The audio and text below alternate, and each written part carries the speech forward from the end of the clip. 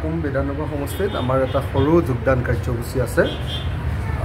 এই যোগদান কাৰ্যসূচীটোত বিভিন্ন দলৰ পৰা আমাৰ দলত আজি যোগদান কৰিব।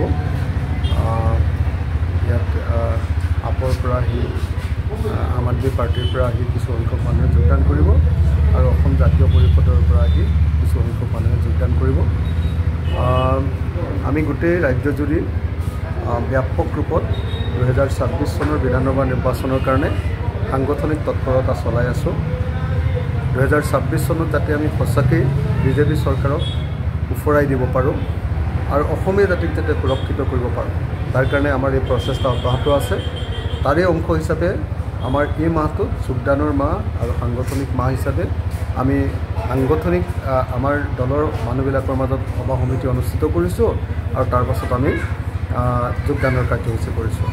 গতিকে আজি যোগদানৰ আৰু কাৰ্যসূচী আৰু নিজৰ দলৰ ভিতৰৰ সভা হিচাপে আমাৰ এই সভাখন আয়োজন কৰা হৈছে। আপুনি পঞ্চায়ত নিৰ্বাচন আপোনাৰ প্ৰতিনিধি মাকুম সমষ্টিত ডেফিনেটলি আমি মাকুম সমষ্টিত কেইবাটাও জিলা পৰিষদত আমাৰ প্ৰতিনিধি থাকিব, আমাৰ পৰা প্ৰাৰ্থী থাকিব।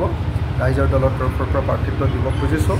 তাৰ কাৰণে প্ৰত্যেকটো বুথতে আমাৰ কাম কাজ চলি আছে আৰু আমি চেষ্টা কৰিছোঁ গ্ৰাম্য এলেকাবিলাকত গাঁৱে গাঁৱে মানুহক লগ ধৰি মানুহৰ লগত কথা বাৰ্তা পাতি সংগঠন বৃদ্ধি কৰিবৰ কাৰণে চেষ্টা কৰিছোঁ। আৰু আগন্তুক পঞ্চায়ত নিৰ্বাচনত আমাৰ পিনৰ পৰা মাকুম বিধানসভা সমষ্টিত নৱগঠিত মাকুম বিধানসভা সমষ্টিত কেইবাটাও জিলা পৰিষদ, আঞ্চলিক পঞ্চায়ত আৰু সম্ভৱ হয় যদি আটাইবিলাক পঞ্চায়তৰ এলেকাতে ইলেকশ্যন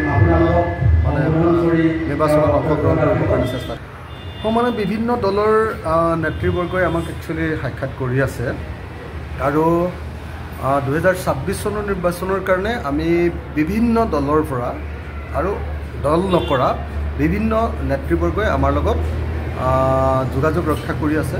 মই আকৌ কৈছোঁ বিজেপি দলৰ পৰাও আনকি কেইজনমান দুজন বিধায়কেও আমাৰ লগত যোগাযোগ ৰক্ষা কৰি আছে, তেওঁলোকে যোগদান কৰিব খোজে। কংগ্ৰেছ দলৰ পৰা কেইজনমানে যোগাযোগ ৰক্ষা কৰি আছে। আপোনালোকে অলপ আগতে ক'লে এজন কংগ্ৰেছ নেতাৰ কথা, তেখেতেও আমাৰ লগত কথা বাৰ্তা পাতিছে। তাৰ পাছত আৰু আপোনাৰ কি কয় AIDF দলৰ পৰা বহুত সংখ্যক মানুহে আমাৰ দলত যোগদান কৰিবৰ কাৰণে কথা বাৰ্তা চলাই আছে আৰু অসম গণ পৰিষদ দলৰ পৰাও আমাৰ দলত যোগদান কৰিবৰ কাৰণে কথা বাৰ্তা চলাই আছে। মই ভাবোঁ যে 2026 কাৰণে ৰাইজৰ দলে অসমৰ এটা বৃহৎ ৰাজনৈতিক দল হিচাপে আত্মপ্ৰকাশ কৰিব আৰু তাৰ কাৰণে দিনে ৰাতিয়ে আমি সাংগঠনিক কাম কাজবিলাক চলাই আছোঁ।